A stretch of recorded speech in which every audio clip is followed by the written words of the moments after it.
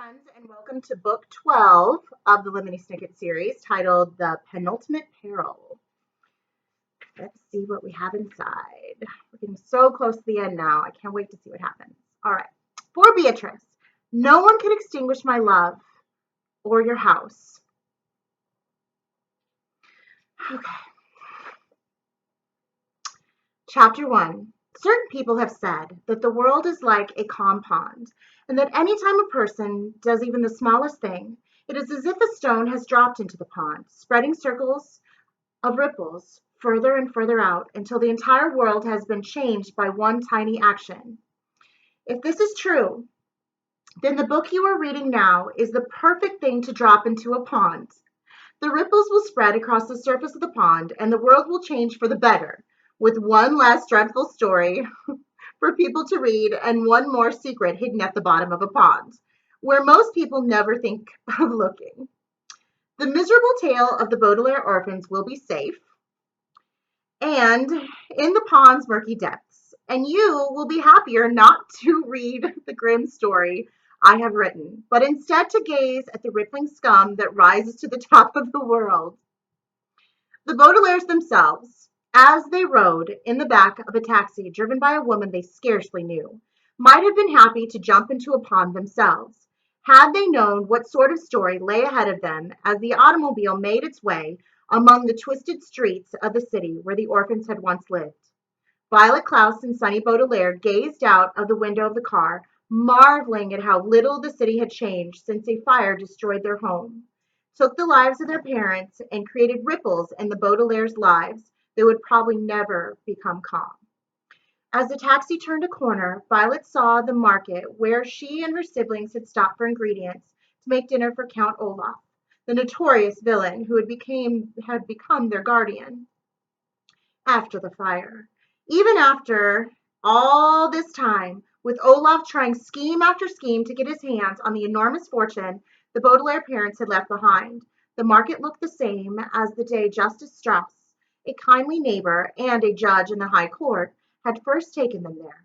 Towering over the market was an enormous, shiny building that Klaus recognized as 667 Dark Avenue, where the Baudelaires had spent some time under the care of Jerome and Esme Squalor, in an enormous penthouse apartment. It seemed to the middle Baudelaire that the building had not changed one bit since the siblings had first discovered Esme's treacherous and romantic attachment to Count Olaf. And Sonny Baudelaire, who was still small enough that her view out of the window was somewhat restricted, heard the rattle of a manhole cover as the taxi drove over it, and remembered the underground passageway she and her siblings had discovered, which led from the basement of 667 Dark Avenue to the ashen remains of their own home. Like the market and penthouse, the mystery of this passageway had not changed, even though the Baudelaires had discovered a secret organization known as VFD, that the children believed had constructed many such passageways. Each mystery the Baudelaires discovered only revealed another mystery, and another, and several more, and another, as if the three siblings were driving deeper and deeper into a pond, and all the while the city lay calm on the surface, unaware of all the unfortunate events in the orphans' lives. Even now, returning to the city that was once their home, the Baudelaire orphans had solved few of the mysteries overshadowing them. They didn't know where they were headed, for instance, and they scarcely knew anything about the woman driving the automobile except her name. You must have thousands of questions, Baudelaire, said Kit Snicket, spinning the steering wheel with her white gloved hands. Violet, who had adroit technical faculties, a phrase which here means a knack for inventing mechanical devices, admired the automobile's purring machinery as the taxi made a sharp turn through a large metal gate and proceeded down a curvy, narrow street lined with shrubbery. I wish we had more time to talk, but it's already Tuesday.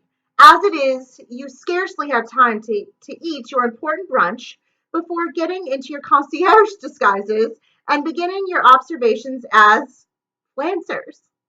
Concierge? Violet asked. Lancers? Klaus asked. Brunch? Sonny asked. Kit smiled and maneuvered the taxi through another sharp turn. Two books of poetry skidded off the passenger seat to the floor of the automobile: The Walrus and the Carpenter, and other poems by Lewis Carroll, and The Wasteland by T.S. Eliot.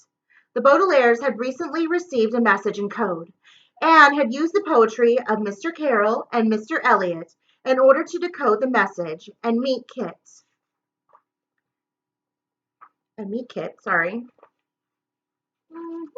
Snicket on Briny Beach, and now it seemed that perhaps Kit was still talking in riddles.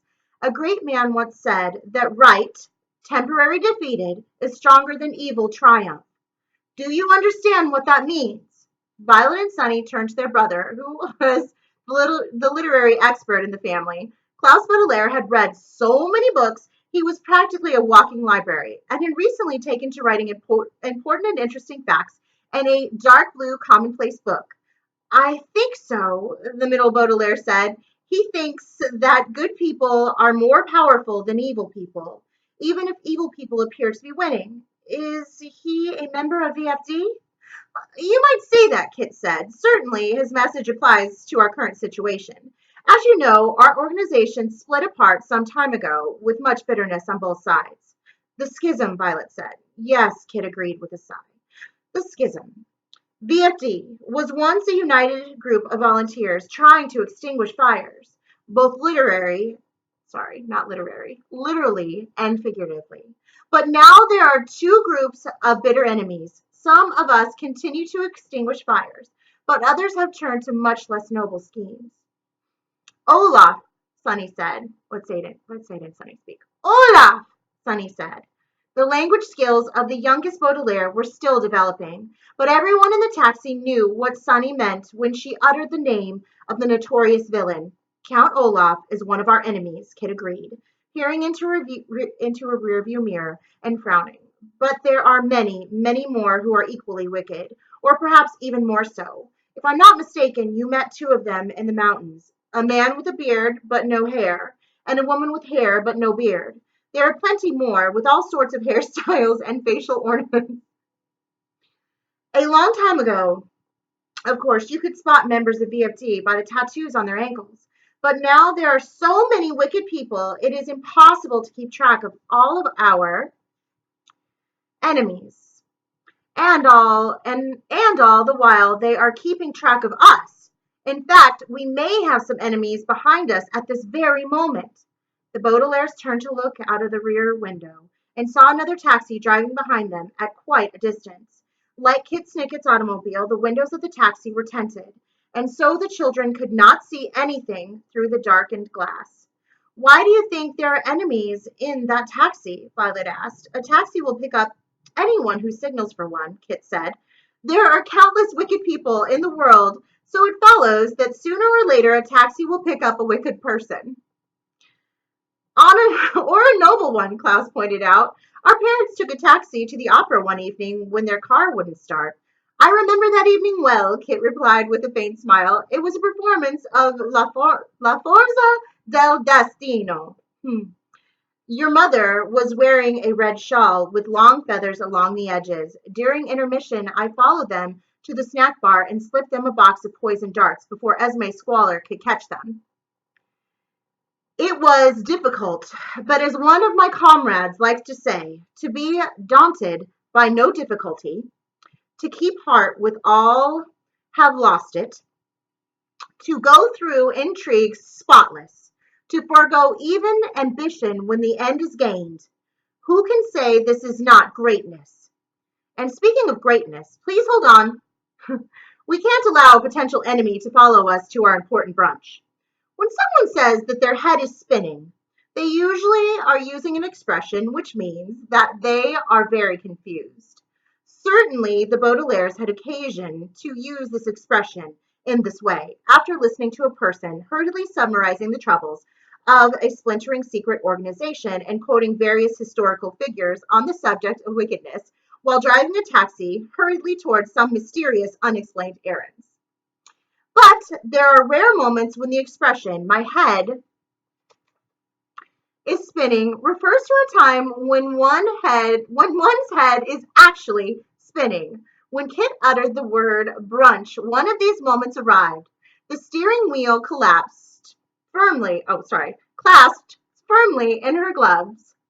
Kit turned the taxi so sharply that it spun off the road. The children's heads, along with the rest of their bodies, spun along with the automobile as it veered into the dense green shrubbery on the other side of the road. When the taxi hit the shrubbery, it kept spinning, and for a few seconds, the siblings saw nothing but a green blur as the car spun through the shrubbery. Absolutely hilarious. Monty Python fan. Our author must be. Okay. And felt nothing but relief that they Okay, let's start with, and heard nothing but the crackle of the branches as they scraped along the sides of the car, and felt nothing but relief that they had remembered to wear their seatbelts. And then all of a sudden, the Baudelaire head stopped spinning, and they found themselves shaky but safe in a sloping lawn on the other side of the shrubbery where the taxi had come to a stop. Kit turned off the engine and sighed deeply, leaning her head against the steering wheel. I probably shouldn't do that, she said, in my condition. Condition, Sonny asked. Kit lifted her head and turned to fully face the Baudelaires for the first time since they had entered the car. She had a kind face, but there were lines of worry across her brow, and it looked like she hadn't slept properly for quite some time. Her hair was long and messy, and she had two pencils stuck into it at odd angles. She was wearing a very elegant black coat, buttoned up all the way to her chin, but tucked into the lapel was a flower that had seen better days, a phrase which here means had lost most of its petals and wilted considerably.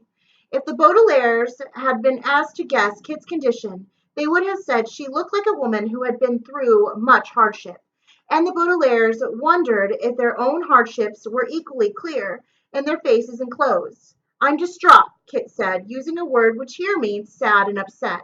She opened the door of the taxi and sighed once more. That's my condition. I'm distraught. And I'm pregnant. Sorry.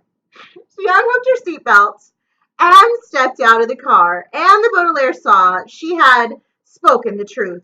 Beneath her coat, her belly had a slight but definite curve, as happens when women are expecting children. When a woman is in such a condition, it is best to avoid strain, a word which here means physical activity that might endanger either the woman or her future offspring. Violet and Klaus could remember when their mother was pregnant with Sonny and spent her free time lounging on the largest sofa in the Baudelaire library, with their father fetching lemonade and pumpernickel toast, or adjusting the pillows beneath her so she was comfortable. Occasionally, he would play one of their mother's favorite pieces of music on the phonograph, and she would rise from the sofa and dance awkwardly, holding her growing belly and making funny faces at Violet and Klaus as they watched from the doorway. But for the most part, the third Baudelaire pregnancy was spent in quiet relaxation. The Baudelaires felt certain their mother had never spun a taxicab through shrubbery during her pregnancy, and were sorry that Kit Snicket's condition did not allow her to avoid the strain of such activities. Gather all of your things, Baudelaires, Kit said, and if you don't mind, I'm going to ask you to carry my things too. Just some books and papers in the front seat. One should never leave any belongings in a taxi, because you can never be sure if you'll see them again. Please be quick about it. Our enemies are likely to turn their taxi around and find us. Kit turned away from the Baudelaires and began to walk quietly and quickly down the sloping lawn, while the Baudelaires looked at one another in bewilderment. When we arrived at Briny Beach, Violet said, and saw the taxi waiting for us, just like the message said, I thought we were finally going to find answers to all of our questions. But I have more questions now than I ever did. Me too, Klaus said. What does Kit Snicket want with us? And did she mean by concierge disguises? And what did she mean by concierge disguises? Violet said. What did she mean by observations as flancers? Klaus asked. What's so important about brunch? Violet asked. How did she know we met those villains in the mountains? Klaus asked. Where is Quigley Quagmire? Violet asked, referring to a young man of whom the eldest Baudelaire was particularly fond, who had sent the coded message to the three children. Trust, Sunny said quietly. And this was the most important question of all. By trust, the youngest Baudelaire meant something along the lines of, does Kit Snicket seem like a reliable person, and should we follow her? And this is often a tricky question to ask about someone. Deciding whether or not to trust a person is like deciding whether or not to climb a tree, because you might get a wonderful view from the highest branch, or you might simply get covered in sap. And for this reason, many people choose to spend their time alone and indoors, where it is harder to get a splinter. The Baudelaires did not know very much about Kit Snicket, and so it was difficult to know what their future would be if they followed her down the sloping lawn towards the mysterious errands she had mentioned. In the few minutes we've known her, Violet said, Kit Snicket has driven a taxicab into a mass of shrubbery. Normally, I would be unwilling to trust such a person, but the poster, Klaus said, as his sister's voice trailed off. I remember it too. Mother said she purchased it during intermission as a souvenir. She said it was the most interesting time she'd ever had at an opera, and she never wanted to forget it. The poster had a picture of a gun, Violet remembered, with a trail of smoke forming the words of the title. Sunny nodded her head. La forza del destino, she said. The three children gazed out at the sloping lawn. Kit Snicket had already walked quite some distance, without looking back to see if the children were following her. Without another word, the siblings reached into the passenger seat and gathered up Kit's things, the two books of poetry that they had spotted earlier, and a cardboard folder brimming with papers. Then they turned and began walking along the lawn. From behind the hedge came a faint sound, but the children could not tell if it was a taxicab turning around or just the wind rustling in the shrubbery. La forza del destino is an Italian phrase which means the force of destiny. And destiny is a word that tends to cause arguments among the people who use it. Some people think destiny is something you cannot escape, such as death or cheesecake that has curdled, both of which always turn up sooner or later. Other people think destiny is a time in one's life, such as the moment one becomes an adult, or the instant it becomes necessary to construct a hiding place out of a sofa cushion.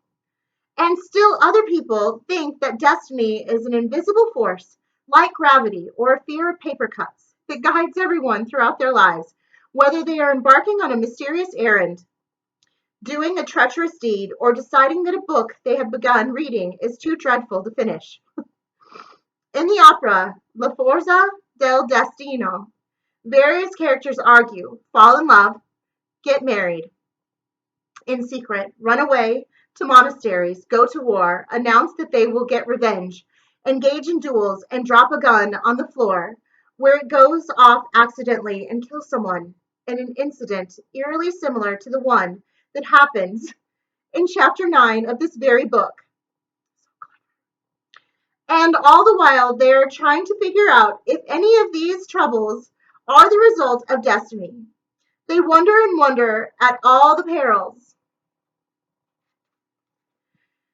in their lives, and and, and when the final curtain is brought down, even the audience cannot be sure what all these unfortunate events may mean.